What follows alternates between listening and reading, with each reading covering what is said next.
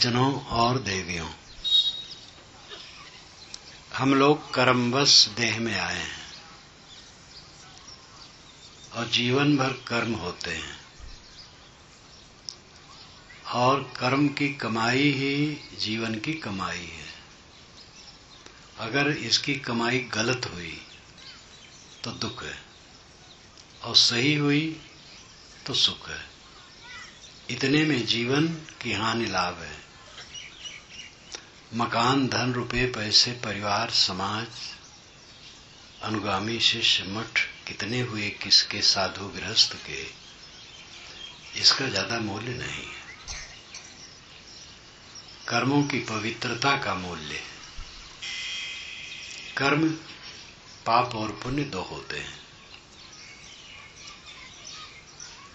पाप वह है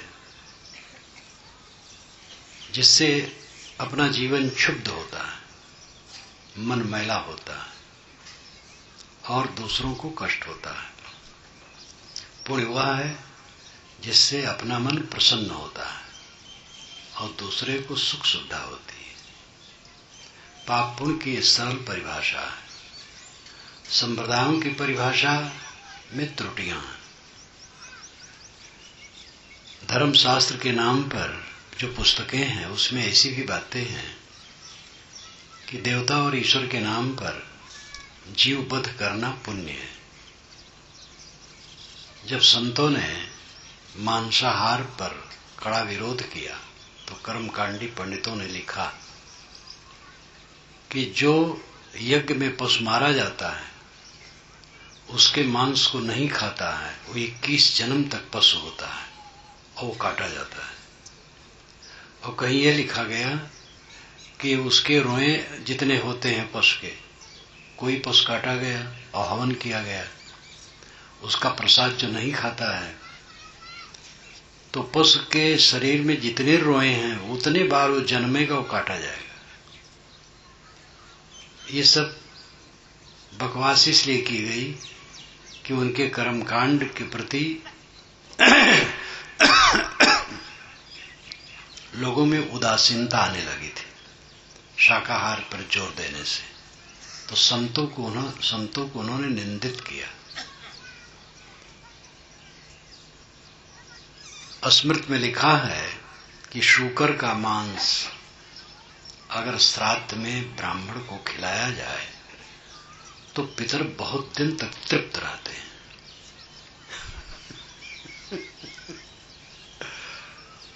अब ये सब क्या है? धर्म के नाम पर अधर्म। ईश्वर और देवता किसी को पीड़ित होते देख करके खुश होते हैं। कौन से ईश्वर देवता? एक सज्जन आदमी भी किसी की पीड़ा पसंद नहीं करेगा। निरीह प्राणी, निरपराध प्राणी को पकड़ करके काट रहे हैं देवता और ईश्वर के नाम पर, और वे देवता और ईश्वर खुश होते हैं। कैसे देवता ईश्वर है? ऐसे ऐसे त्योहार दुनिया में मनाए जाते हैं संप्रदायों द्वारा, जिसमें एक त्योहार में एक दिन में करोड़ों जानवर दुनिया में काट दिए जाते हैं और अखबारों में छपता है कि बड़े शांत से त्योहार मनाया गया, क्योंकि जो काटे गए जानवर उनकी जबान नहीं थी। उनको जबान न होने से वो अखबार वालों से कह नहीं सके। अब अखबार वालों को क्या चिंता है? जीव वध करना धर्म कैसे होगा? ये जंगली युग की देन है और आज भी चली आ रही है ऐसी क्रिया। धर्म के नाम पर यह भी है कि शूद्र वेद न पढ़े, नहीं तो पाप हो जाएगा। शूद्र, अति शूद्र जिसे कहते वो मंदिर में न जाए। धर्म के नाम पर यह भी लिखा गया है कि ब्राह्मण अगर यज्ञ करता है और धन की कमी हो गई है और शूद्र धनी है तो उसके घर में जाकर के बिना पूछे धन उठा लाए, क्योंकि सब धन ब्राह्मणों का है। ये भी धर्म की किताब में लिखा है। धर्म की किताब में ऐसा ऐसा अधर्म लिखा है कि हद है। धर्म की किताब में लिखा है कि ब्राह्मण अगर गाली दे, मारे और कटु कहे तो भी उसको जो नहीं पूछता है वो वध करने योग्य। ये विष्णु पुराण में आता है। घ्नन्तम क्षिपन्तम परुषम वदन्तम यो ब्राह्मणम न प्रणवेद यथारहम स पापकृत ब्रह्म दवाग दग्धो बध्यस्य दंडस्य न चास्मदीय।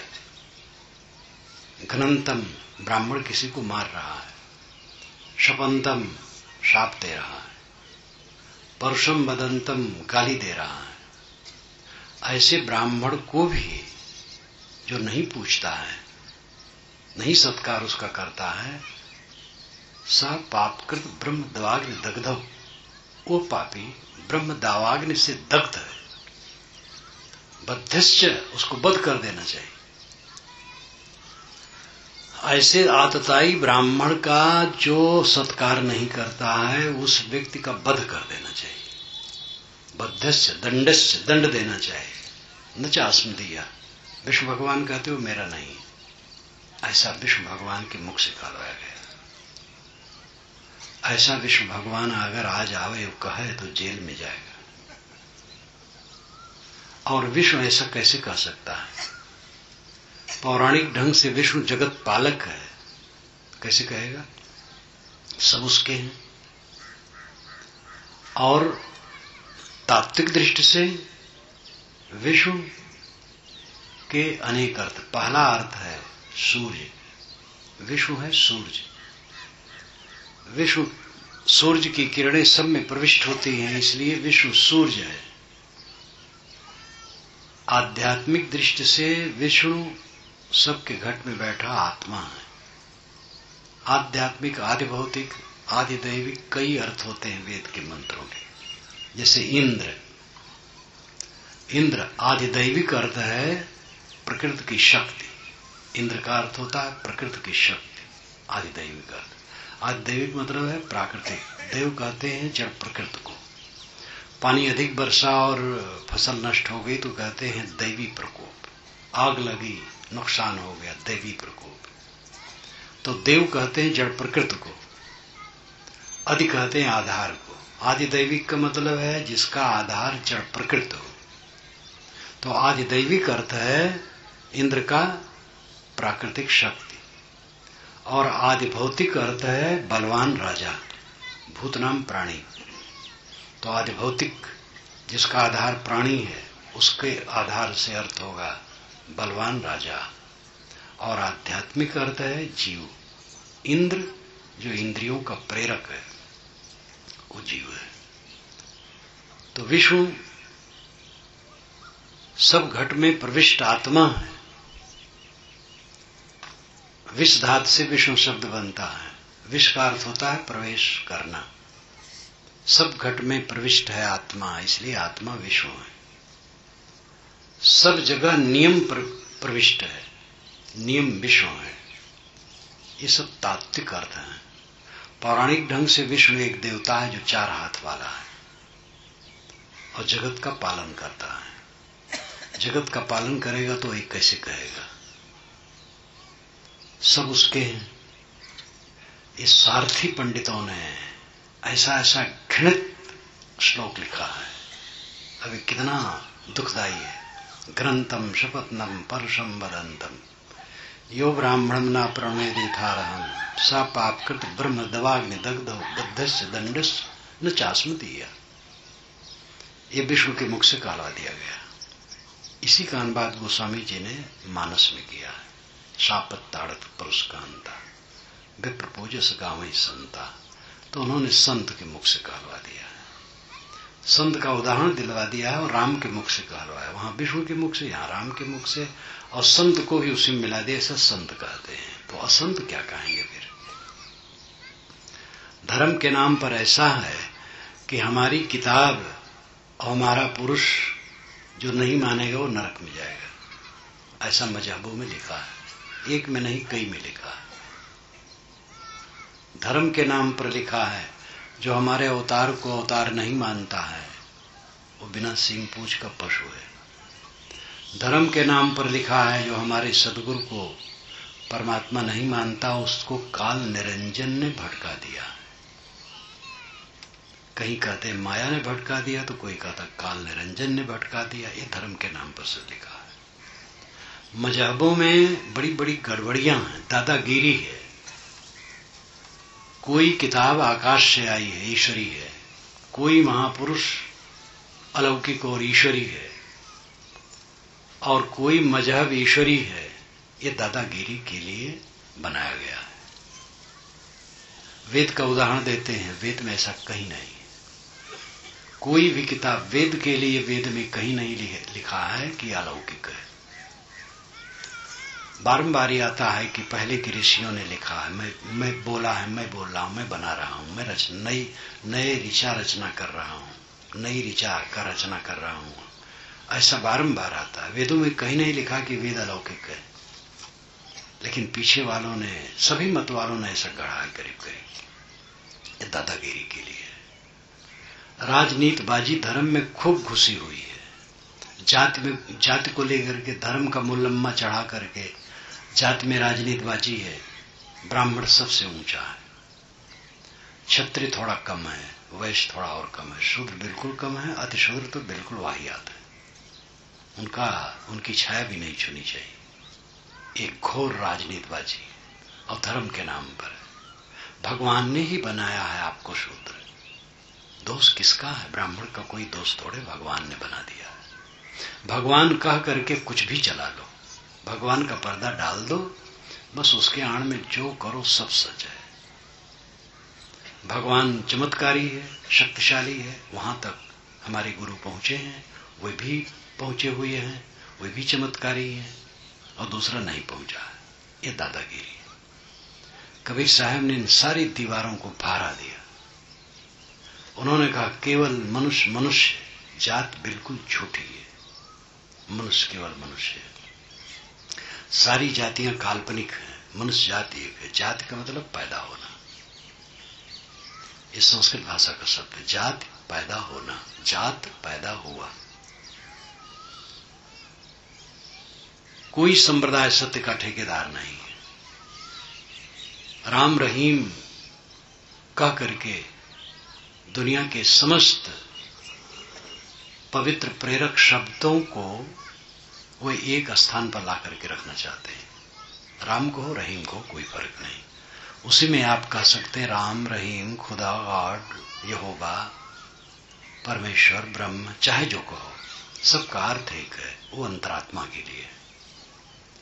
सत्य क्या है? आपके समान सत्य कौन होगा? खुद आप जो हैं, आपसे बढ़कर कोई सत्य हो सकता है? आप परम सत्य हैं। आप अपनी सत्यता को समझिए। आपके लिए आपके समान सत्य कुछ नहीं। लेकिन अपने आप को हम खोए हैं, अपने आप को देह माने बैठे हैं, और जाति माने बैठे हैं, और स्थूल साधु गृहस्थ माने बैठे, स्त्री पुरुष माने बैठे, काला गोरा माने बैठे, धनी निर्धन माने बैठे, विद्वान माने बैठे। ये सब कुछ नहीं, ये सब बाहरी है, औपाधिक है, संयोगिक है, काल्पनिक है। आप शुद्ध चेतन हैं, प्राणी मात्र शुद्ध चेतन है, निर्मल, निर्विकार, पीड़ा रहित, संताप रहित, दुख रहित आपका स्वरूप है। अपने को नहीं समझते हैं, इसलिए नाना ठोकर खाते हैं। पाप और पुण्य की परिभाषा बिल्कुल साफ है, शास्त्रों की कोई जरूरत नहीं इसके लिए। पाप पुण्य की शंका नहीं, स्वर्ग नरक नहीं जाए। पंडित सोधि कहो समझाई, जाते आवागमन नसाई। अर्थ धर्म और काम मोक्ष कहो, कौने दिशा से भाई? पूरब की पश्चिम, उत्तर की दक्षिण, स्वर्ग पताल की माही। बिना गोपाल ठौर नहीं कतई, नरक जात धो काहीं। पाप अन जाने को स्वर्ग नरक है, हरि जाने को नाही। यही डर से बहु लोग डरते हैं, सो डर हमारे नाही। साहब कहते जिस डर से बहु लोग, बहु नाम संसार, संसार के लोग जिस डर से डरते वो डर हमें नहीं है। हमें ये डर नहीं है कि शास्त्र के विरुद्ध है। हम तो देखते प्रकृति के विरुद्ध है तो नहीं है। शास्त्र में तो ऐसा ऐसा लिख दिया गया है कि आदमी को नीचे लाकर के खींच के कर देता है। सत्य के विरुद्ध हो वो त्यागनी है।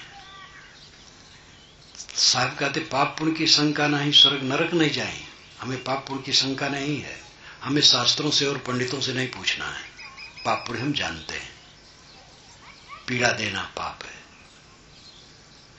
सुविधा और सुख देना पुण्य है। पीड़ा वह देता है जिसका मन खराब है, दूसरे को सुख सुविधा वह देता है जिसका मन प्रसन्न है। इसलिए अपने पर संयम और दूसरे के लिए शील का बर्ताव, ये धर्म है, ये पुण्य है। और अपने इंद्रिय और मन को विकृत करना, बिगाड़ना और दूसरों को पीड़ा देना पाप है। ये पाप और पुण्य के जो कर्म हैं, इन कर्मों का प्रेरक कौन है, कैसे कर्म होते हैं? हर जीव अपने कर्म करने के लिए स्वतंत्र है। ये बात कि ईश्वर प्रेरक है भ्रम है। और ये भ्रम ऐसा चला आ रहा है, शास्त्रों में भी लिखा है, पंडित महात्मा कहते हैं, आम जनता बेचारी क्या करे वो भी कहती है। सब भगवान कराता है। बिना ईश्वर की इच्छा के तृण नहीं हिलता है। जब तृण नहीं हिलता है तब जेब कतराई कैसे होगी बिना ईश्वर की इच्छा? नकब कैसे कटेगा? परश्री का अपहरण कैसे होगा? बड़े बड़े गमन नेता लोग करते हैं अरबों खरबों का, बिना ईश्वर की इच्छा के कैसे करेंगे? दुनिया में जितने अच्छे काम होते हैं उसके बाद जो बुरे काम भी होते हैं वो सब ईश्वर पर जाएगा। क्या ये बात समझ में आती है? ये बिल्कुल भावुकता है, और भावुकता के पीछे लोग पागल हैं। हम लोग कठपुतली हैं, ईश्वर सूत्रधार है। अगर आप कठपुतली हैं तो शास्त्र क्यों बने? ये प्रवचन क्यों? कठपुतली को उपदेश देने की जरूरत है? कठपुतली न बिगड़ी है न सुधर सकती है। कठपुतली में स्वतंत्र इच्छा ही नहीं, चेतना ही नहीं। आप कठपुतली नहीं हैं, आप अपने कर्मों के कर्ता और विधाता हैं। आप स्वतंत्र हैं। आपकी अपनी इच्छा है, उस इच्छा को संभालें। विवेक पूर्वक इच्छा को रखें। सोचना, बोलना और करना, ये तीन कर्म जो होते हैं उसके हम जिम्मेदार हैं। जो हम सोच रहे हैं उसके हम जिम्मेदार हैं।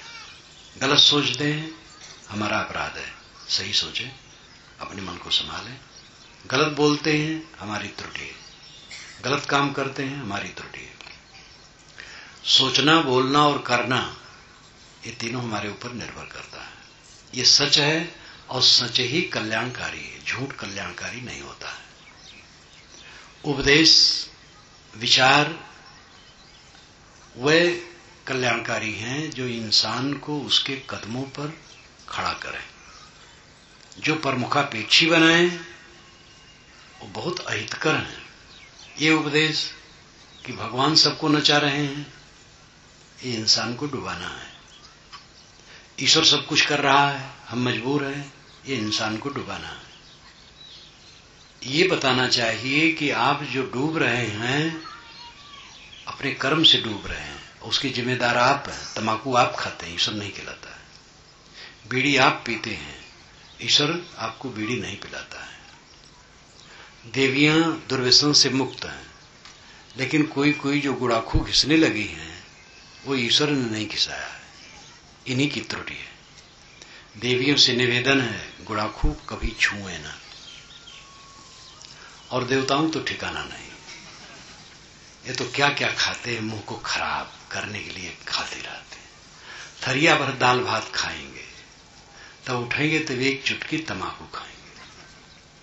थरिया भर दाल भात में पेट नहीं भरा, गंदी चीज मुंह में डाल लेंगे। क्या ईश्वर डलवाता है कि तंबाकू खा लो? शराब ईश्वर पिलवाता है? इतनी सी बात न समझ पावे कौन ज्ञानी है, और ये बात नहीं समझ पा रहे। हर इंसान जो कुछ करता है, सोचता है, बोलता है, उसका जिम्मेदार है। यही परम सत्यता है। इसलिए हम अपने विचारों को शोध करके शुद्ध कर सकते हैं, अपनी वाणी को शुद्ध कर सकते हैं, अपने कर्मों को शुद्ध कर सकते हैं। ये आत्मबल आता है इसमें। जो कमर कस के खड़ा हो जाएगा वो करने लगेगा, जो कर लेगा कृतार्थ हो जाएगा। कर्म फल भोग कैसे होता है? जो हम कर्म करते हैं वो कौन फल देता है? जो कुछ हम कर्म करते हैं उसका फल ईश्वर देता है। ईश्वर क्या है? ईश्वर अगर व्यक्ति है तो नहीं दे पाएगा, क्योंकि व्यक्ति व्यापक काम नहीं कर सकता है, नियम व्यापक काम कर सकता है। ये ध्यान दीजिए। जैसे एक किसान है, 1 एकड़ में धान बोता है और हर बीज को उसे फोड़ करके अंकुरित करना हो तो ये काम वो नहीं कर पाएगा, क्योंकि वो व्यक्ति है। व्यक्ति का लक्षण है सोचना और करना, तो क्रमशः कुछ कर सकता है वो। लेकिन नियम व्यापक होता है। करोड़ों एकड़ में धान बो दिया जाए या कोई बीज बो दिया जाए, ऋतु, मिट्टी, पानी, प्रकाश, ऊष्मा, खाद, सारी योग्यता पाने पर करोड़ों एकड़ के बीज एक साथ उग जाएंगे, क्योंकि ये नियम है, प्रकृति का नियम है। नियम व्यापक है, व्यक्ति व्यापक नहीं है। ईश्वर अगर व्यक्ति है, ईश्वर कहने से कल्पना खड़ी होती है, एक व्यक्ति है, वो सोचता है, वो करुणा करता है और कोप करता है। ये हमारी भावना है ईश्वर के पीछे। अगर प्रार्थना करो और लड्डू चढ़ाओ तो खुश हो जाता है, हमारे पापों को भी काट देता है और बिना हमारे परिश्रम किए हमें भोग मोक्ष दे देता है। इसी के लिए हमने ऐसी ईश्वर की कल्पना की है, सुविधा के लिए। लेकिन ऐसा ईश्वर कहीं नहीं है। ईश्वर विश्वव्यापी नियम है और उससे कर्मफल भोग होता है। हर क्षण असंख्य जीव देह धरते और छोड़ते हैं। व्यक्ति ईश्वर कैसे उसको कर्मफल भोग दे पाएगा? मनुष्य केवल जीव नहीं है, असंख्य जीव हर क्षण देह धरते और छोड़ते हैं। ईश्वर अगर व्यक्ति है तो नहीं दे पाएगा, ईश्वर अगर नियम है तो दे लेगा। इसलिए नियम ईश्वर है। पुराने शास्त्रों में ऐसी चर्चा है। 2500 वर्षों से ये जब से महाकाव्य बने और पुराण बने और सगुण उपासना चली, तब से कर्म सिद्धांत हिला करके रख दिया गया। व्यक्तियों को भगवान बनाया गया और उनके सुंदर सुंदर रूप बनाए गए और उनको कृपा करने वाला, कोप करने वाला बनाया गया। इसलिए उनकी प्रार्थना पर डटा गया और लड्डू चढ़ाया गया। ये प्रचार हुआ, तब से कर्म सिद्धांत ठंडा हो गया। वेदों में कर्म सिद्धांत की प्रौढ़ता है, उपनिषदों में है, शास्त्रों में है। महाकाव्य और पुराण ये इसको ढीला किए। महाकाव्य और पुराणों में भी अच्छी बातें हैं, ये बात नहीं कि नहीं है, लेकिन ये सस्ते नुस्खे बहुत बड़े। महाभारत और 18 पुराण 19 जिल्दों में से छाटा जाए तो 40,000 श्लोक ऐसे मिलेंगे जो दिमाग खराब कराऊ है। बिना मेहनत किए सब पाप कट जाएगा, बिना साधना किए अमुक नदी में नहा लो। किसी नदी में नहाने से मोक्ष होता है, तो नदी से नहा करके आदमी जब निकले तो अनुभव करे कि हमारे मन में क्रोध, काम, द्वेष, ईर्ष्या, चिंता, उद्वेग ये सब अब नहीं है, तब मुक्त हो गया। और अगर ये सब के सब है तो मुक्त कहां हुआ? मुक्ति कोई काल्पनिक चीज थोड़े है। सगुण उपासकों ने मुक्ति को पान तमाकू के भाव पर बेचा और कहा हमारे भगवान ने जिनको जिनको मार दिया वो मुक्त हो गए। ये न वेद सम्मत है, न शास्त्र सम्मत है, न संत सम्मत है, न विवेक सम्मत है। संत नाम से तो बहुत हो जाते, संते कहते हैं कि हमारे भगवान ने जिनको मार दिया वो मुक्त हो गए। ऐसे कहने वाले संत कहलाते हैं, लेकिन सब तो नहीं हुआ। संत नाम है, महात्मा संत नहीं है। संत वह है जो सत्य में स्थित हो, महात्मा है अच्छे आचरण के हैं। जाहिदे गुमराह का मैं किस तरह हमरा हूं, वह कहे अल्लाह है और मैं कहूं अल्लाह हूं। ये मुस्लिम फकीरों में ऐसे विचारक हुए हैं जो बहुत खरे विचार कहे हैं बीच बीच में। जाहिदे गुमराह का मैं किस तरह हमरा हूं, जाहिद परहेजगार, त्यागी, संयमी, लेकिन गुमराह, भटका हुआ। जीवन से पवित्र है लेकिन विवेक नहीं, भटका हुआ है। तो इसलिए मैं उसका साथी कैसे बनूं? वह कहता अल्लाह है, मैं कहता अल्लाह हूं। वो कहता अल्लाह है, कहीं मिलेगा, मैं कहता हूं मैं खुद हूं। खोजना क्या है? तो ऐसे कितने संयमी और त्यागी हैं जो उनका चरित्र अच्छा है लेकिन बोध अच्छा नहीं है। चरित्र और बोध दोनों अच्छा होना चाहिए। ज्ञान भी अच्छा हो, सही हो, और आचरण भी सही हो, वहां से सही प्रेरणा मिलेगी।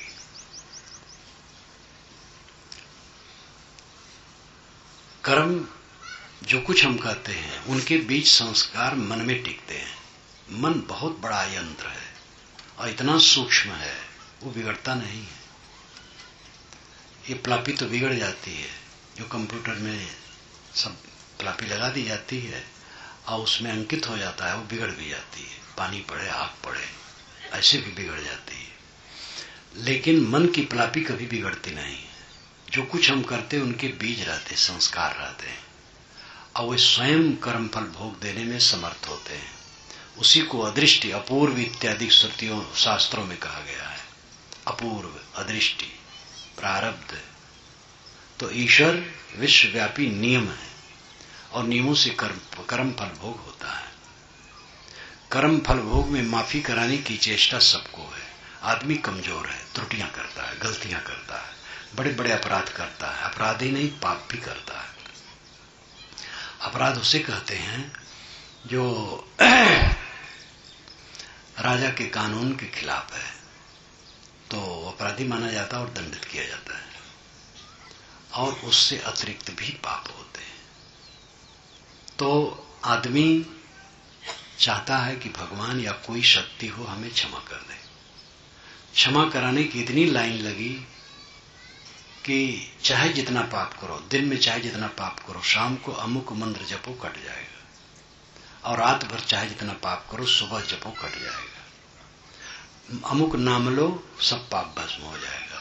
इतना पाप जीवन में कर नहीं सकते हो जितना अमुक नाम लेने से पाप भस्म होता है। ऐसी ऐसी बातें बहुत लिखी गई और प्रचार किया गया। इससे कर्म सिद्धांत ठंडा हो गया और चिंता फिक्र लोगों की खत्म हो गई। कर्म सुधारने के लिए नाम ले लो, पाप भस्म हो जाएगा। लेकिन ये सब गलत बात है। नाम मंत्र जपना लेना बुरा नहीं है। कुछ न करने की अपेक्षा कुछ कोई नाम जपता है, मंत्र जपता, अच्छा करता है। लेकिन जरूरी है कर्म सुधारना। कर्म नहीं सुधारेगा तो कुछ नहीं होगा। मन खराब, वाणी खराब, इंद्रियों के बर्ताव खराब, खान पान खराब, रहनी गहनी खराब, नाम क्या करेगा? ये तो स्वयं भी अनुभव किया जा सकता है और उसके आसपास के लोग भी उसका मूल्यांकन उच्च रूप से नहीं करेंगे।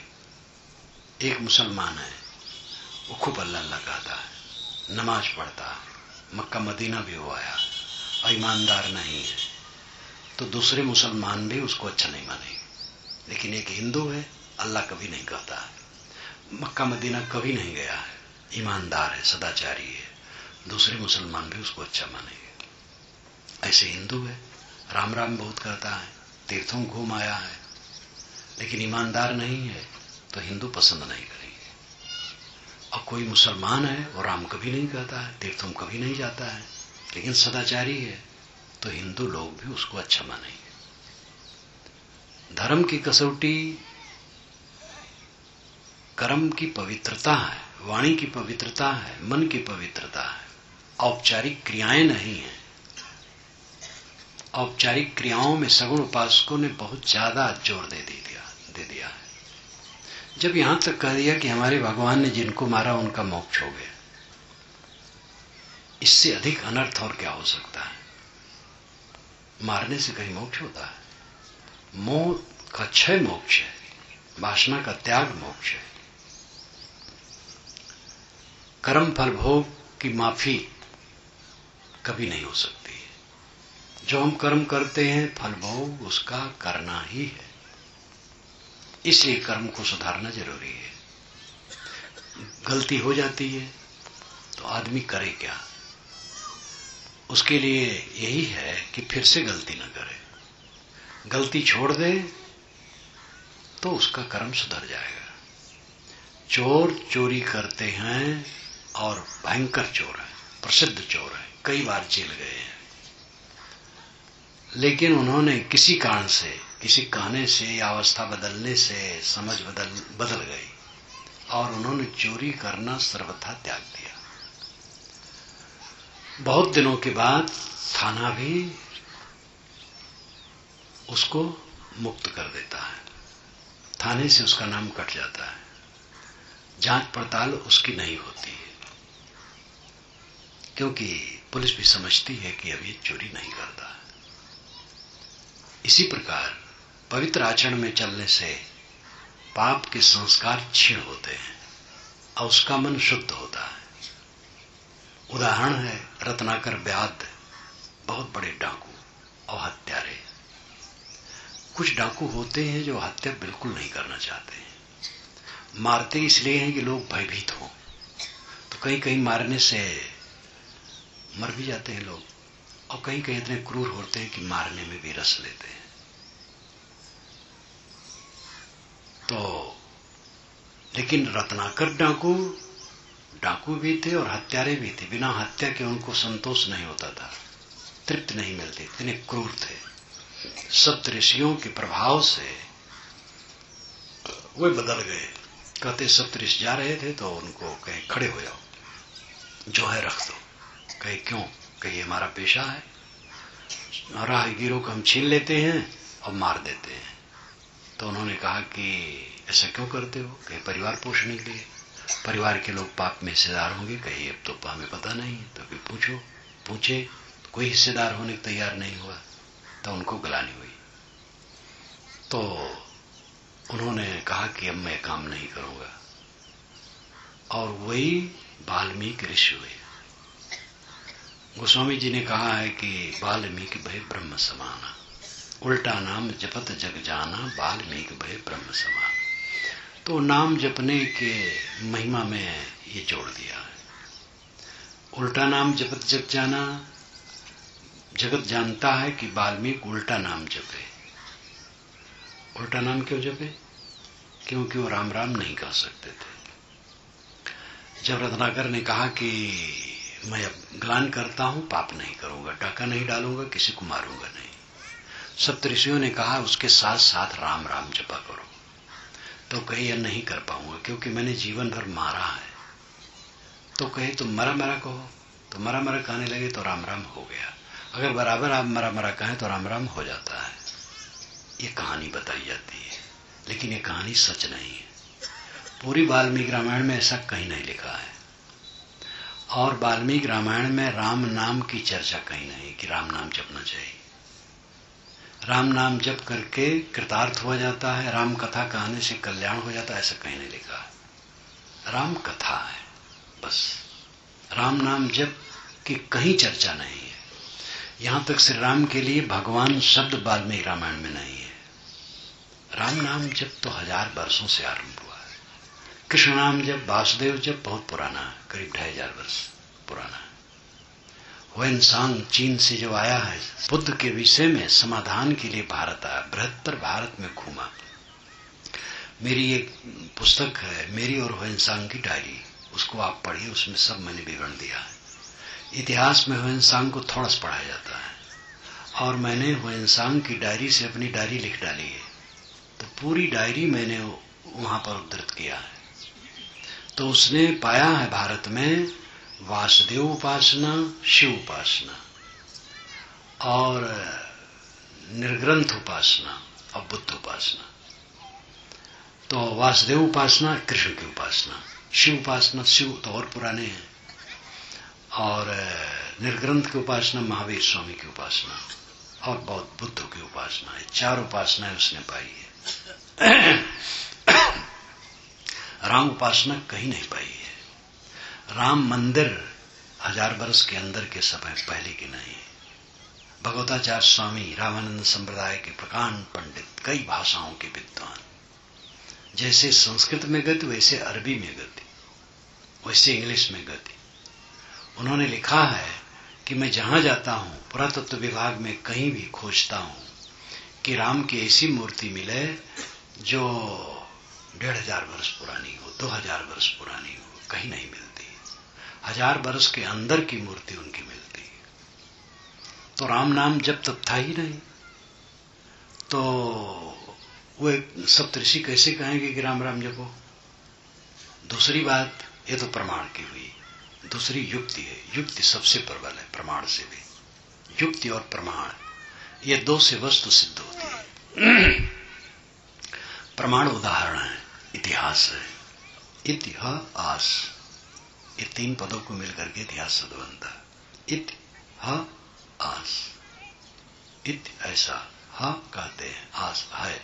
इतिहास ऐसा कहते हैं, इत ऐसा, हा कहते आस हैं। इतिहास ऐसा कहते हैं, ये प्रमाण है। और युक्ति है तर्क। क्या कोई हत्यारा राम राम नहीं कह सकता है? जो जीवन भर गाय काटता हो, मुसलमान हो, जिसने अपने जीवन में कभी राम नहीं कहा, और बड़े बड़े कसाई खाने भारत में हैं, और उस कसाई खाने का लीडर हो जो रात दिन काटता हो, रोज हजारों गायों को काटता हो, वो भी राम राम कह सकता है। रत्नाकर राम राम कैसे नहीं कह सकते थे? ये युक्ति विरुद्ध बात है। तो युक्ति प्रमाण विरुद्ध बात ही है। ये महिमा में काट डाला गया। महिमा में कितनी असत्य सूचनाएं धार्मिक ग्रंथों में भरी हुई हैं। जिसे ब्राह्मणों की महिमा में शूद्र कहे जाने वाले बंधुओं को नीचा दिखाया गया, झूठा कहा गया। कोई भी, वो संत कैसा जिसमें समता न हो, वो भगवान कैसा जिसमें समता न हो। जब ब्रह्मा से सभी पैदा हुए हैं, तो कौन अब्राह्मण है? महाभारत में आया भी है कि ब्रह्मा से सभी पैदा हुए, इसलिए सब ब्राह्मण है। अपने कर्म के अनुसार सब लोग थोड़ा थोड़ा फर्क हो गया, लेकिन मूलतः सब ब्राह्मण है। ये बात वहां बहुत बढ़िया आई है। बीच बीच में बातें आई हैं क्योंकि कुछ विचारक पंडित हुए हैं, और वे उनके पीछे नहीं चले हैं जो व्यवसायी पंडित थे। जैसे जातरत्र महाश्रप मनुष्यत्ते महामते संक्रांत सर्व वर्णानाम दुष्परीक्षित में मति सर्वे सर्वास्पत्यान जनेन्द्र सदा नराः तस्मात् क्षीरम प्रधानेष्टम विदुर्ये तत्दर्शिना। ये महाभारत में आता है। जातरत्र महाश्रप मनुष्यत्ते महामते, वशिष्ठ जी, युधिष्ठिर जी नाग से कहते, नाग राजा थे, नाग सांप नहीं, नागवंशी राजा थे, उनसे कहते हैं कि यहां पर जो जाति है वो मनुष्यत्व है, एक मनुष्यत्व जाति है। जातरत्र महाश्रप मनुष्यत्ते महामते संक्रांत सर्व वर्णानाम दुष्परीक्षित में मति, सभी वर्णों में संकर होने से परीक्षण करना दुष्कर है कि कौन ब्राह्मण है कौन शूद्र है, सब मिलावट है। पंडित बाबा नौकरानी को गर्भवती कर दी, अब उसका जो बच्चा हुआ वो पंडित का है। और ऐसा भी है कि नौकर से घर की मलकिन बिगड़ गई, बड़े बड़े घरानों की मलकिन बिगड़ गई और गर्भवती हो गई, तो उसका बच्चा वो नौकर का है, जिसको शूद्र कहते हैं। ये सब समय हुआ है। और पहले तो छुट्टा था, इतना भेदे भाव नहीं था, अब इधर फिर शुरू हो रहा है। और ये बहुत बिगाड़ है, क्योंकि पहले शिक्षा कम थी तो वो ठीक था। अब आजकल जितनी शिक्षा बढ़ गई, जितना ढील होगा घोर पतन होगा। इसलिए संक्रांत सर्व वर्णानाम, सभी वर्णों में संकर सम्मिश्रण हो गया। दुष्परीक्षित में मेरे मत से तो भाई इसका दुष्परीक्ष है, परीक्षा ही संभव नहीं कि कौन ब्राह्मण है कौन शूद्र है। सर्वे सर्वासुपत्यान जनेन्द्र सदा नराः, और खुलासा कहते सभी वर्णों की स्त्रियों से सभी वर्णों के पुरुषों ने सदैव बच्चा पैदा किया है। पूरा कबीरी भाषा। सर्वे सर्वासुपत्यान जनेन्द्र सदा नराः, तस्मात् शीलम प्रधानेष्टम विदुर्ये तत्दर्शिनः। इसलिए शील प्रधान है, सदाचार प्रधान है, ये विद्वान लोग मानते हैं। कहां कौन जन्मा है, क्या मतलब होता है? तलवार से किसी का गला काट देना पाप है, और किसी के मन में यह बैठा देना कि तुम जन्म से नीच हो, महापाप है। और ये महापाप धर्म के नाम पर किया गया है कि तुम नीच जाति के हो। कौन नीच जाति है? कबीर साहब ऐसा महावीर पुरुष पैदा हुआ जिसने कहा, काकू कही ब्राह्मण शूद्र, हिंदू तुर्क झूठ कुल दोई, क्योंकि एके तुचा हाड़ मलमूत्र एक रुद्र गोदा, एक बुंद से सृष्ट रचिए को ब्राह्मण को शूद्र। रजोगुण ब्रह्मा तमोगुण शंकर सतोगुणी हरि होई, काहे कबीर राम रम रही हिंदू तुर्क न कोई। इतना पीट करके कहा उन्होंने। महाभारत में तो ऐसा कहा, लेकिन फिर वैसा भी कहा, क्योंकि बहुत पंडित लिखे, महाकाव्य पुराण ये सब बहुत पंडित लोग लिखे हैं। अब एक ही पंडित जो लिखता है उसको भी स्थिर नहीं है, ऐसा भी लिख दिया वैसा भी लिख दिया। कबीर विरोधी बात लिखने वाले नहीं। पूरे बीजक में, पूरी वाणी में जात पात का खंडन है, कहीं जात का समर्थन नहीं है। वो भूलते ही नहीं है, क्योंकि निर्णय निर्धारित है। उनका कोई रूढ़ ईश्वर नहीं है। वेद का ईश्वर, कुरान का ईश्वर, बाइबल का ईश्वर, गीता का ईश्वर, महाभारत का ईश्वर उनका नहीं है। उनका ईश्वर सार्वभौमिक सत्य है। उनका कोई एक अलौकिक पुरुष नहीं है, सभी मनुष्य को वे लौकिक मानते हैं। उनकी कोई आकाशीय किताब नहीं है, अपनी बात भी कहते हैं वो सामान्य कहते हैं। तहिया हम तुम एके लो एके प्राण भी आपे मोह। भले पौराणिक कबीरपंथियों ने कबीर को अलौकिक बनाया, लेकिन कबीर स्वयं ऐसा नहीं बने, और ये कबीर के साथ अन्याय है उनको अलौकिक बनाना। कबीर मनुष्य थे और मनुष्यता का उपदेश करते थे, और मनुष्यता से अधिक उपदेश क्या हो सकता है, और मनुष्य से बड़ा कौन हो सकता है? मनुष्य सर्वश्रेष्ठ प्राणी है। और वह निर्भय होकर के कहे काशी में, और भारत के विभिन्न कोनों में और लगे लगे देशों में भी हो गए। इतने घुमक्कड़ थे, देश विदेश से हो फिरा, और कहीं डरे नहीं। और उनके साथ कौन कमांडो रहता था, लेकिन बिल्कुल निर्भय होकर कहते थे। एक विद्वान ने, गोरखपुर विश्वविद्यालय के एक विद्वान ने लिखा है कि कबीर उस समय सफल थे, हम इस समय भी सफल क्यों नहीं? उस अंधे युग में कबीर सफल थे अपनी बात कहने में, और आज इतने सुसंस्कृत समाज में इतनी शिक्षा बढ़ गई है, आज क्यों नहीं सफल है? क्योंकि कबीर चौराहे पर खड़ा होकर के खरी खरी बात कहते थे, और हम कमरे में मीटिंग में बैठ करके सही बात नहीं कह पाते, सोचते हैं कि दूसरा पक्ष नाराज हो जाएगा। और कबीर चौराहे पर खड़े हो खरी खरी कह रहे हैं, क्योंकि किसी से लेना देना नहीं, कुछ पाने की इच्छा नहीं, अनुगामी की इच्छा नहीं, धन की इच्छा नहीं, बड़ाई की इच्छा नहीं है। सत्य कहना है, सत्य में रहना है। जो इस प्रकार कांटे के पथ पर चलेगा वो सत्य का अनुसरण कर सकेगा और सत्य कह सकेगा। इसीलिए उनकी ये साखी है, कबीर खड़ा बाजार में लिए लो आठी हाथ, जो घर फूके अपना चले हमारे साथ।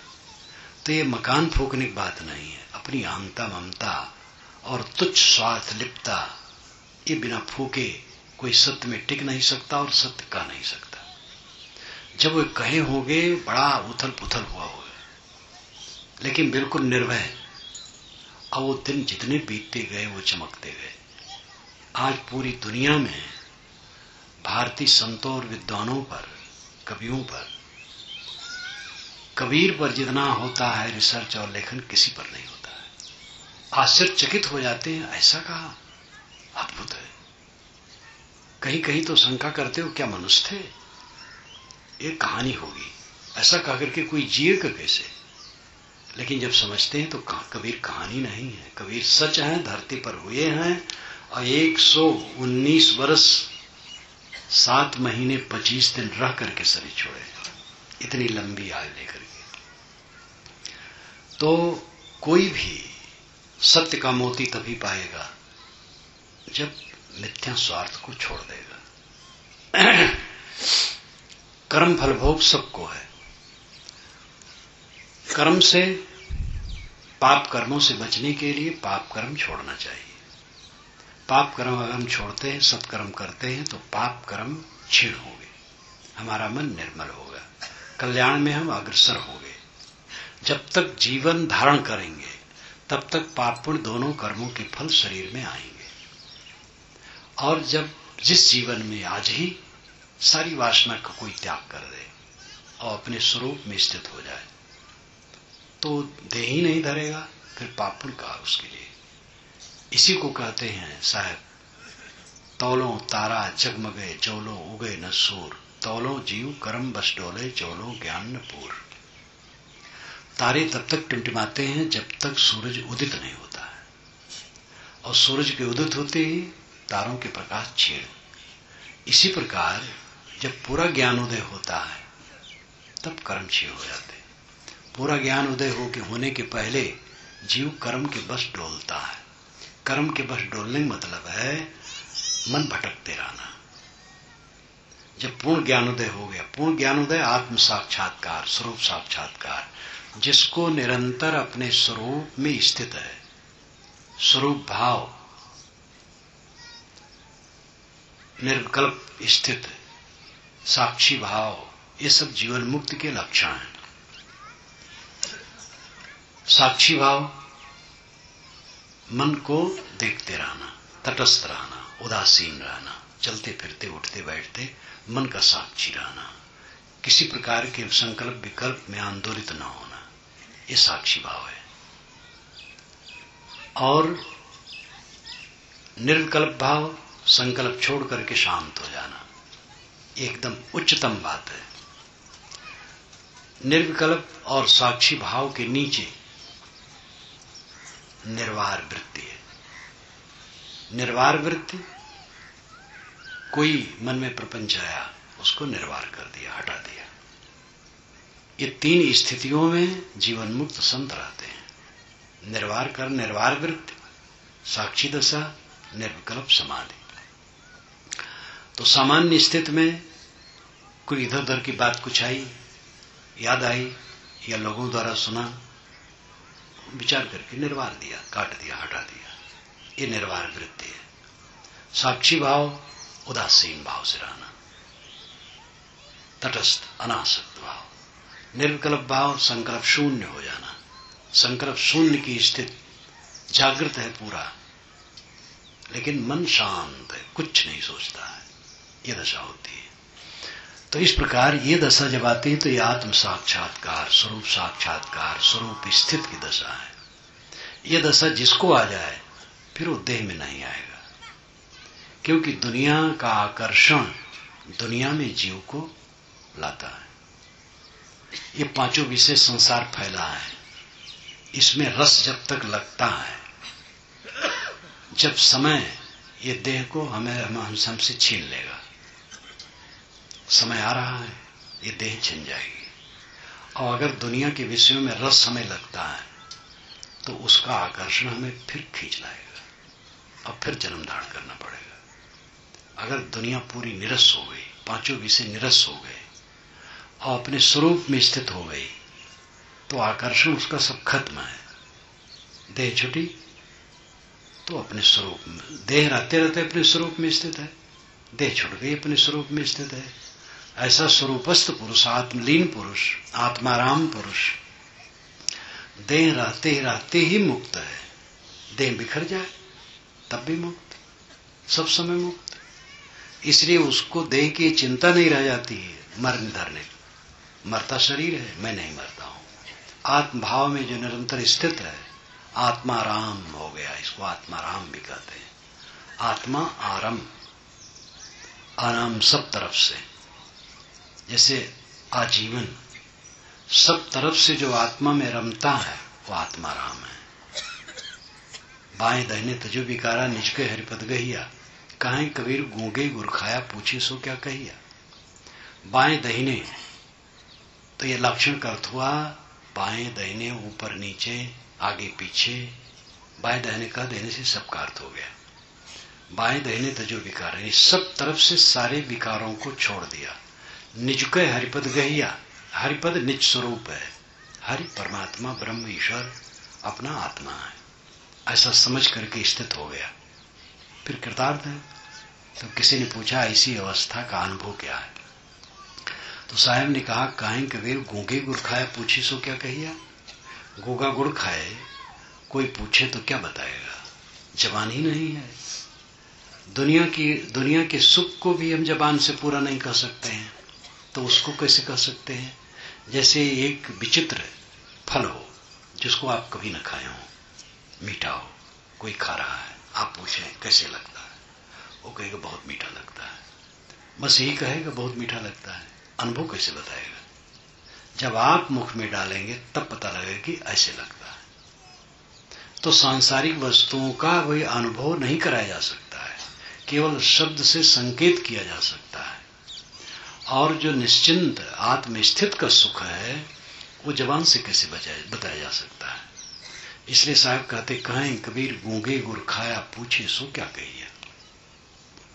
वो कहने की चीज नहीं, रहने की चीज है। रहने में रहो, उस अवस्था को पहुंचो। तो अगर इसी जीवन में कोई भी हो, इसी जीवन में बहुत पाप किया हो, विषय लंपट हो, बहुत उटपटांग हो, लेकिन बोध हुआ, समझ गया, साधु संगत में निवास हो गया, सब प्रकार की रहनी ठीक हो गई और उसके हृदय में पूर्ण ज्ञान भक्ति वैराग उदय हो गया साधना द्वारा और निष्काम हो गया, तो इस जीवन में मुक्त हो जाएगा, पाप पुण्य उसके दोनों खत्म। लेकिन अगर संस्कार है, ये विषय का आकर्षण है, संसार चुंबक उसको खींच करके अगर फिर देह में लाता है, तो पाप पुण्य दोनों भोग होंगे। जो कुछ भी किया है समय से सबका भोग होगा। इसीलिए ज्ञानियों को भी देखा जाता है, उनके शरीर में रोग लग जाते हैं, वो संयमी है लेकिन रोग लग जाता है। इसको हम यही मानते हैं कि उनके कभी का दोष है, किसी जीवन का दोष है। तो जब तक जीव संसार में आकर्षित है तब तक पाप पुण्य के फल उसको भोगने पड़ेंगे, क्षमा नहीं होगी। लेकिन अगर वो साधना में लग गया और विकारों को छोड़ दिया तो उसके दोष घटते जाएंगे और अच्छे संस्कार बनते जाएंगे। अच्छे संस्कार सामने होने से अच्छे संस्कारों की प्रबलता हो जाएगी और इसी जीवन में वो बहुत सुखी हो जाएगा और उसके पाप क्षीण होंगे, कटेंगे धीरे धीरे। इसलिए अपने कर्मों को सुधारने के लिए स्वयं प्रयास करने की आवश्यकता। कोई भगवान भवानी नहीं जो आपके पाप को काट दे, कोई गुरु महाराज नहीं जो आपके पाप को काट दे। आज ऐसे वैज्ञानिक युग में ऐसे भगवान हैं, अभी भगवान के अवतार दर्जनों भारत में घूमते हैं। वे कहते हैं उनके अनुगामी कि हमारे गुरु पर विश्वास करो, उनसे दीक्षा ले लो, फिर जिम्मेदारी आपकी नहीं, उनकी जिम्मेदारी। खुद कहने वाले हैं खाक लोग कि मुझे समर्पित हो जाओ, चिंता तुम मत करो। ये सब धांधलीबाजी है। समर्पित होना तो जरूरी है, समर्पण भी विवेक से करो। पति पत्नी गृहस्थ हैं, अगर एक दूसरे को समर्पित नहीं है तो गृहस्थी अच्छी नहीं चलेगी। पति पत्नी को आपस में समर्पित होने का अर्थ क्या है? वासना में उलझना नहीं, उसकी तो कोई आवश्यकता नहीं। प्राकृतिक ढंग से देखा जाए तो स्त्री पुरुष का संबंध केवल गर्भाधारण के लिए है, गर्भधारण के लिए है, गर्भाधान के लिए, और कुछ नहीं। इसीलिए गाय, भैंस, घोड़ी गर्भाधान के लिए नर पशु का संयोग करती हैं बस। तो स्त्री पुरुष का संबंध केवल गर्भाधान के लिए है, और गर्भाधान हो गया, बाल बच्चे हो गए, बस खत्म मामला। फिर तो एक विलास है, संस्कार खराब करना है, बंधन बनाना है, अपने को छीन करना है, मलिन करना है, कोई फायदा नहीं। वासना में समर्पित होना समर्पण नहीं है, एक दूसरे का सहयोगी होना समर्पित होना है। पत्नी को सहयोग करना और पत्नी पति को सहयोग करे गृहस्थी के व्यवहार में, खींचतान न करे। गुरु शिष्य एक दूसरे के सहयोगी हो, भाई भाई एक दूसरे के सहयोगी हो, पार्टनरशिप में व्यवसाय चलता है, एक दूसरे के सहयोगी हो तब वो चलता है। कहीं भी है समर्पण के बिना कहीं कुछ संभव नहीं है। खेती में आप समर्पित नहीं हो, खेती क्या होगी? जो कीचड़ से, खाद से, पानी से डरेगा खूंटी कांटा से गड़ेगा, बरसा ठंडी गर्मी से डरेगा, वो खेती कर पाएगा। दुकान पर लोग बैठते हैं, दुकान खोलते, दिन भर डटे रहते हैं। सर्विस वाले अपनी जगह पर है, कला वाले अपनी जगह पर है। एक संगीतज्ञ का संगीत सुन करके एक नवयुवक ने कहा, आपकी तरह मैं भी संगीतज्ञ होना चाहता हूं। उन्होंने कहा, बिल्कुल हो जाओगे, 30-35 वर्षों तक अभ्यास करते रहो। तो घबरा गया। लेकिन संगीत वाले जो अभ्यास करते हैं वो अभ्यास छोड़ देते हैं, सब बिगड़ जाता है। कई बार मैं कहा, बिहार में था तो एक अच्छे गायक से मैंने कहा, जरा गाओ। कि महाराज अभी नहीं गाऊंगा। मैंने कहा, रिकॉर्डिंग करके कहेगी तब तो और नहीं गाऊंगा, अभी मेरा अभ्यास घट गया है, जब ठीक से अभ्यास कर लूंगा तब गाऊंगा। तो बिना समर्पण के कहीं कुछ होता नहीं, समर्पित होना चाहिए। कल्याण के लिए जो समर्पित नहीं होगा, कैसे कल्याण होगा? अपने को सुधारने के लिए जो समर्पित नहीं होगा, कैसे सुधरेगा? सबसे बड़ा काम है अपने को सुधार लेना। आप कहेंगे सबसे बड़ा काम है धन पैदा करना। धन पैदा करना सबसे बड़ा काम नहीं है, जरूरी काम है। क्योंकि धन नहीं पैदा करोगे जीवन गुजर कैसे होगा? साथी बराती को भी खिलाना है, अपना भी खाना है, इसलिए धन पैदा करना जरूरी है, सबसे बड़ा काम नहीं है। क्यों कमाते हैं? खाने के लिए। क्यों खाते हैं? जीने के लिए। क्यों जीते हैं? इसका पता नहीं। क्या जीवन है? कमाते हैं खाने के लिए, खाते हैं जीने के लिए, जीते हैं आत्म सुधार के लिए। वही काम बच रहा था, आत्म सुधार नहीं होता। कमाते हैं, खाते हैं और जीते हैं। हाँ, ऊपर वाला जो काम करते हैं, कुछ बाल बच्चे पैदा कर लेते हैं और उनसे पहले रिश्ते खींचते हैं, फिर झगड़ते हैं और झगड़ा झंझट करते करते मर जाते हैं। यही फायदा होता है। तो गृहस्थ हैं तो बच्चे हो जाएंगे, बच्चों को पालो पोसो, बहुत अपने मन को डुबाओ ना। आप दुनिया को चला नहीं रहे हो, बच्चे खाएं पिएंगे। कितने लोग मान लेते हैं मैं नहीं रहूंगा तो कैसे घर चलेगा, और जवान लड़के सोचते हैं बाबा मरे कब और मैं मालिक बनूं। कितना भ्रम में है बाबा, मैं नहीं रहूंगा तो डूब जाएगा। ये चांद सूरज आप नहीं चला रहे हैं, ये पृथ्वी आपसे नहीं चल रही है, ये अनादि अनंत है, साफ समय चलती रहेगी और चलती रहेगी। अपने को चलाओ, कमाओ, खाओ, खिलाओ, अपने जीवन को सुधारो। थोड़ा सा खाना चाहिए और सादा खाना चाहिए। पानी में पकाया हुआ भोजन, अन्न पानी योग साहब ने कहा है, पानी में पकाया भोजन करो।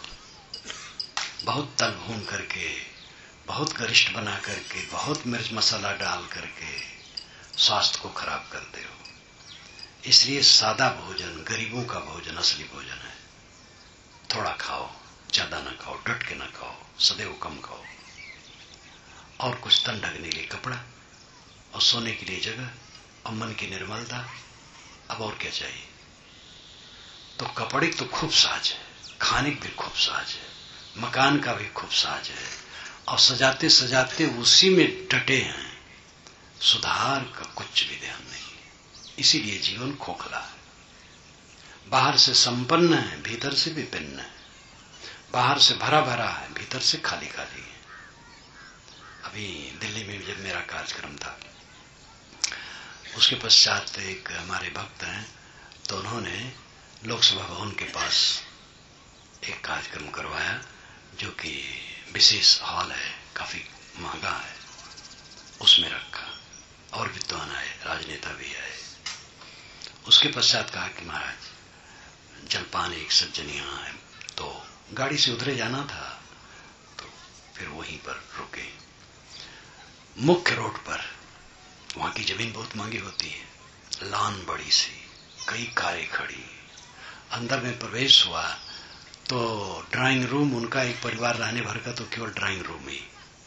कई जगह कुर्सियां लगी हैं, बीच में मेज है, शीशा से चमकता है सब कांच से। बैठे मेरे पास, पहले भी मिले थे एक बार, बातचीत करने लगे। बातचीत करने से वह और उनके बच्चे सब निराश।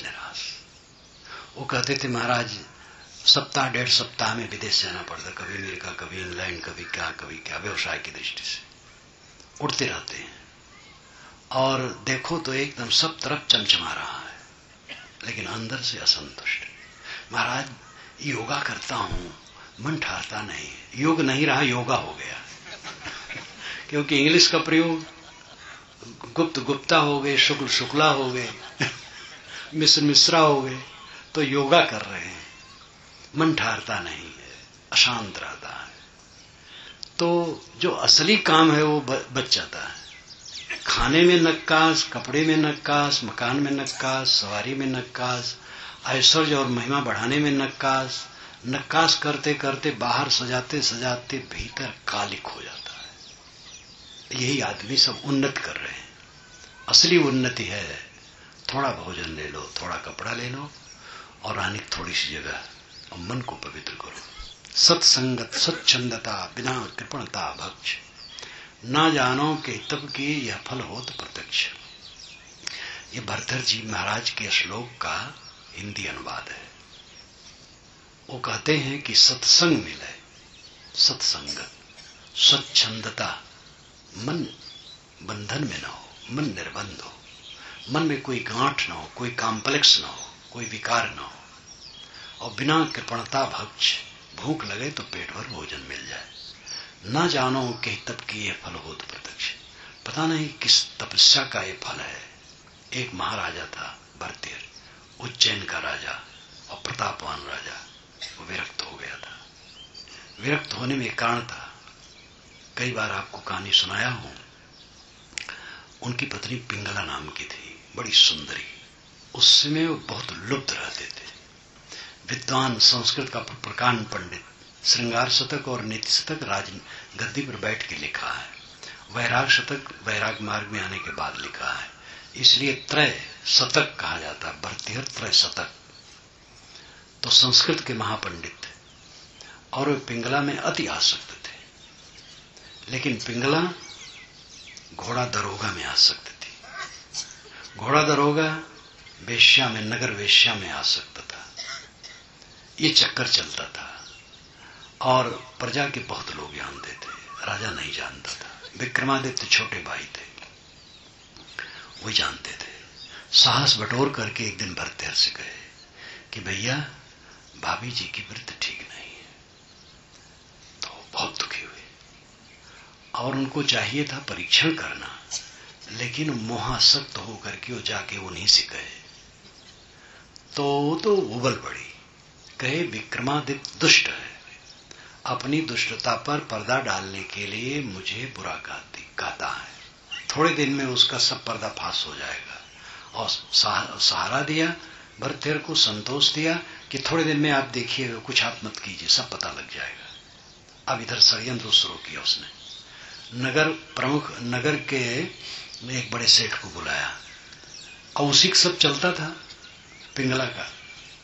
तो मंत्री सब उसी की मुट्ठी में, राजा तो विलास में पड़े रहते थे। तो बुलाया और कहा देखो, तुम विक्रमादित्य पर ऑब्जेक्शन करो कि विक्रमादित्य मेरी बहू को चाहता है। उसने कहा महाराज ये कैसे कहें, विक्रमादित्य जैसा धर्मात्मा पुरुष। कहे नहीं कहोगे तो तुम्हारा कुशल नहीं होगा, परिवार सहित सबको मैं विनष्ट करवा दूंगी। तो राजनीतिक हत्याएं पहले खूब भी हो जाती है। वो कांप गया बेचारा और न चाहते हुए उसने एप्लीकेशन दिया कि विक्रमादित्य हमारी बहू को चाहते हैं, हमारी रक्षा कीजिए। जब बात सामने आई, पिंगला ने कहा देखा आपने, यही इसकी दुष्टता थी, इसी को छिपाने के लिए मुझे वो बुरा कह रहा था। तो भरतेर ने विक्रमादित्य को बुलाया और कहा मैं तुम्हें क्षमा करता हूं, तुम हमारा देश छोड़ के चले जाओ। तो कहा भैया चला तो जाऊंगा, लेकिन पीछे आपको पछताना पड़ेगा, क्योंकि सत्य उघड़ता है समय से। लेकिन वो मोह बस कुछ न समझ नहीं पाए। विक्रमादित्य देश छोड़ दिए। उसके पश्चात एक ब्राह्मण ने कोई फल लाया, अद्भुत फल, अच्छा फल, राजा को दिया। तो हर आदमी की प्रवृत्ति होती है प्रिय वस्तु अपने प्रियतम को देने की इच्छा होती है। जो हमारा बहुत प्यारा हो उसको हम प्रिय वस्तु देते हैं। तो फल लेकर के पिंगला के पास पहुंच गए। पिंगला ने कहा बिल्कुल मैं इसको खाऊंगी स्नान करके, क्योंकि पवित्र फल है। वो चला गया। उसने सोचा ये तो मेरे यार लायक है। घोड़ा दरोगा को बुलाया, उसको दिया। उसने भी कहा कि मैं इसको खाऊंगा। चला गया तो सोचा ये तो मेरी प्रेसी वेश्या लायक है, नगर वधू। तो गया, उसके यहां पहुंच गया, उसको दिया। वो चला है दे करके, उसने सोचा ये तो राजा लायक है।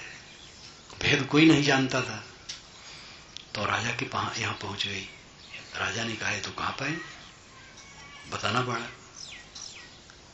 तो घोड़ा दरोगा बुलाया गया, तुम कहां पाए, उसको बताना पड़ा रानी से। तो उसको बड़ा उदास हुआ ना होना हुआ।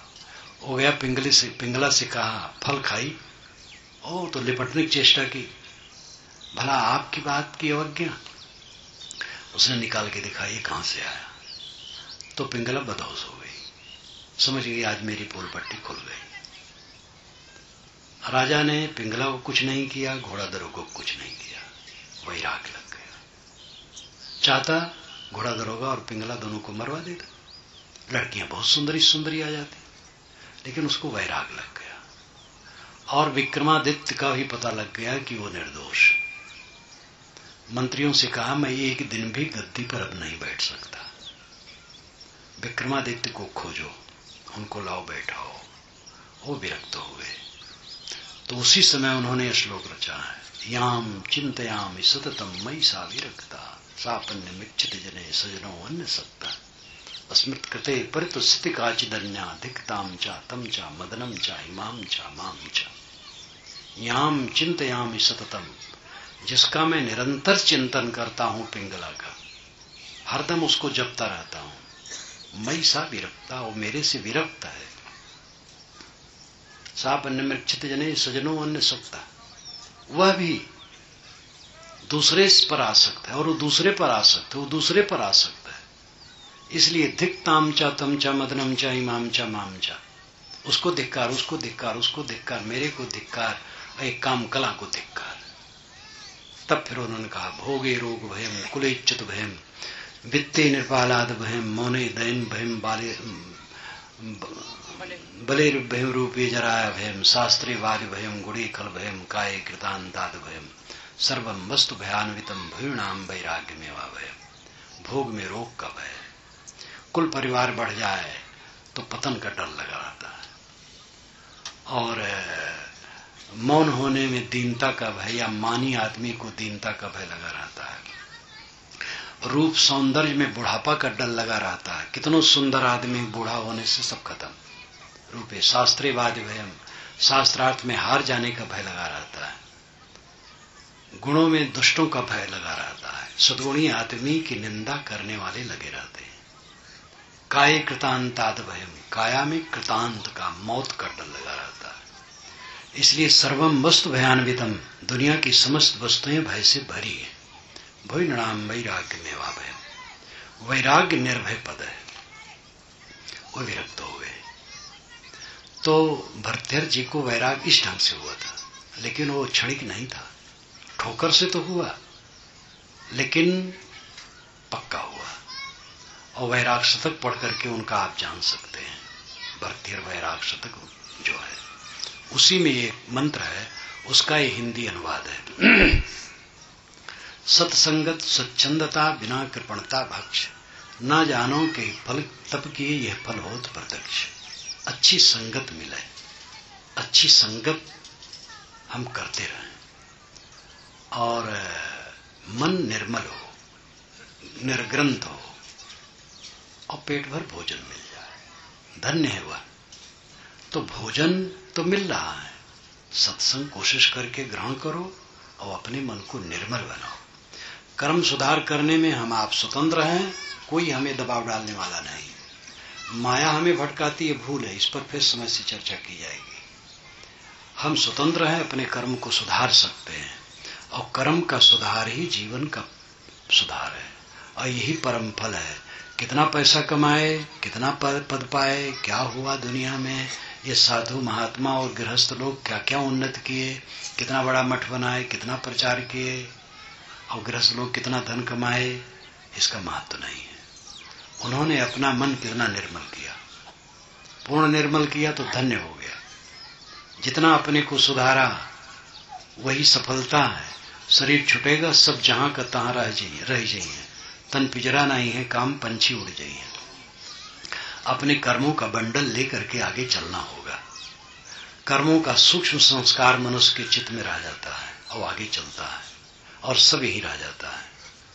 इसलिए अपने कर्मों को सुधारें। आपको कोई विवश करने वाला न भगवान है न शैतान है।